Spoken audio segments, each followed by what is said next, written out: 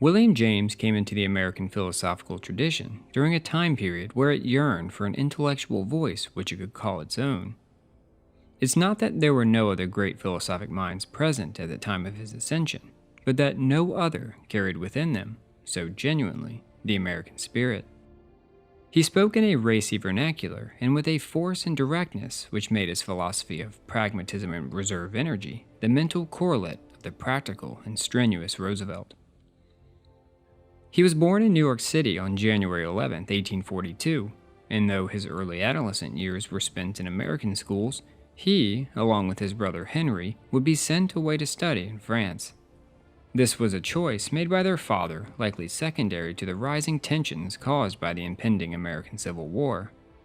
While here, he and Henry would eventually fall in with the works of the French psychopathologists such as Charcot. Upon his return to America, shortly after the end of the war, James would seek and gain employment at Harvard in 1870. He taught many different subjects, including anatomy and physiology, psychology, and philosophy. Of his many works, it was the Principles of Psychology which he is primarily remembered for, though in this video we will focus on the works of his later years. These include The Will to Believe, Pragmatism, A Pluralistic Universe, The Meaning of Truth, and Essays in Radical Empiricism. It would be difficult to cover so much material in such a short time, so I will give to the best of my ability a comprehensive summary of these later works. The basic principles of his philosophy may be most clearly uncovered in the only work to be published after his death, Essays in Radical Empiricism, 1912. The development of this new empiricism was primarily brought on by the tendency of old empiricists to overlook connections, causality, and meaning, thus, in James's view, missing the mark. What radical empiricism is defined by James in his 1909 work, The Meaning of Truth. It is comprised of a postulate, a statement of fact, and a generalized conclusion. The postulate is that the only things that shall be debatable among philosophers shall be things definable in terms drawn from experience. The fact is that the relations between things, conjunctive as well as disjunctive, are just as much matters of direct particular experience, neither more so nor less so than the things themselves. The conclusion is that the parts of experience hold together from next to next by relations that are themselves part of experience. The directly apprehended universe needs, in short, no extraneous transempirical connective support, but possesses in its own right a concatenated or continuous structure. This form of empiricism is different from, but based on, his metaphysical principle of pure experience, which states that the relations between distinct things are as real as the things themselves. It is a mistake, James thought, to suppose that there must be an underlying cause, a guiding force, that stands outside of the natural world. Our consciousness is but a system of relations. What we perceive in thought is reality itself, not some Kantian phenomenon. So, for James, there is no incorporeal soul lying beneath the corporeal body. The soul, in his view, is simply the grand total of our experience.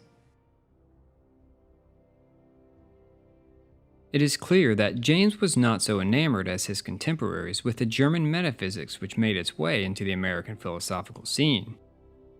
He would endeavor to show that these abstractions, which were espoused so irrefutably, perhaps because so unintelligibly, were but the ramblings of madmen. The way in which he would demonstrate this novel conclusion came to him courtesy of Charles Peirce.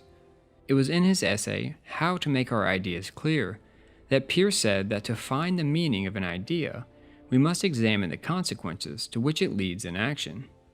From this premise, James wrote his 1907 book, Pragmatism. Among his numerous books, Pragmatism is perhaps the easiest read. Inside are 6 basic tenets which he discusses. Here we will briefly review each of them, these being a philosophical temperament, a theory of truth, a theory of meaning, a holistic account of knowledge, a metaphysical view, and a method of resolving philosophical arguments. Beginning in the first chapter, James looks to separate philosophers according to their individual temperament. He said the history of philosophy is to a great extent that of a certain clash of temperaments. of whatever temperament a professional philosopher is, he tries, when philosophizing, to sink the fact of his temperament. He thought that philosophers are more likely to choose their beliefs based upon this individual temperament rather than objective truth or logical reasoning.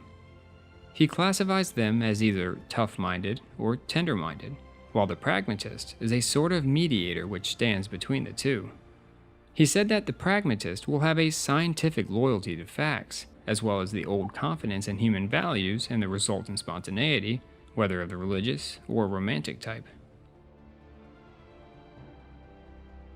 James defined meaning as the conceivable effects of a practical kind the object may involve.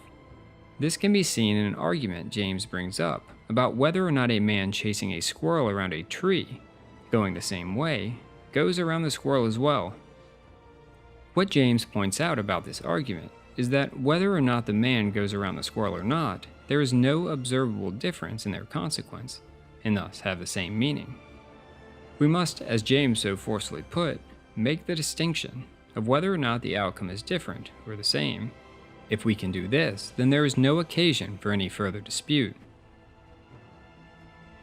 In Chapter 6, James uncovers his theory of truth. In this theory, he asks the question of whether truth comes in the form of objective relations, or whether it may be relative to human judgment and need. It was his thought that the truth was the cash value of an idea, or rather, the truth of an idea is strongly correlated with its practical value in the lives of men. He puts it clearly here. Truth is one species of good, and not, as is usually supposed, a category distinct from good and coordinate with it. The true is the name of whatever proves itself to be good in the way of belief. James's view on epistemology does not fall far from what has been traditionally accepted by most of the Western philosophers of history. He believed that there could be only three conclusions to any particular investigation. Either it must conclude in belief, disbelief, or doubt. He classifies disbelief as negative belief, and doubt as the opposite of both belief and disbelief. In the process of our investigation, if we come about something which contradicts what we believe to be real, it is constituted as disbelief. Though if something comes about which, though fundamental and valuable, does not meet the requirements to be justified as known, we categorize this as doubt. These unknowable beliefs, thought James, were God, immortality, freedom, and moral duty. In his essay, The Will to Believe, James expounds upon what he calls a genuine option, this being a choice between hypotheses.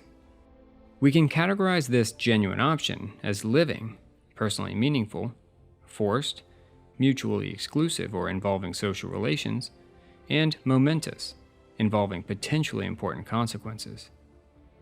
A genuine option cannot be known by factual inquiry, and he states that we can, and do, believe things that are devoid of objective justification. Take political and moral judgments, for instance. The evidence in these situations will likely be perpetually lacking, and though this be the case, we nevertheless find it difficult to refuse to believe what seems natural and good. If we were to refuse these beliefs, the consequences to our life would be of the negative sort. In turn, James's thought was that when our intellect cannot solve a genuine option, emotionally we must decide.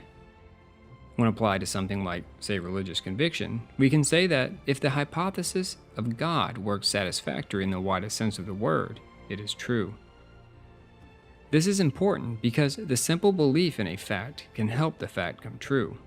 If we remain passive, then the fact in question does not even become possible.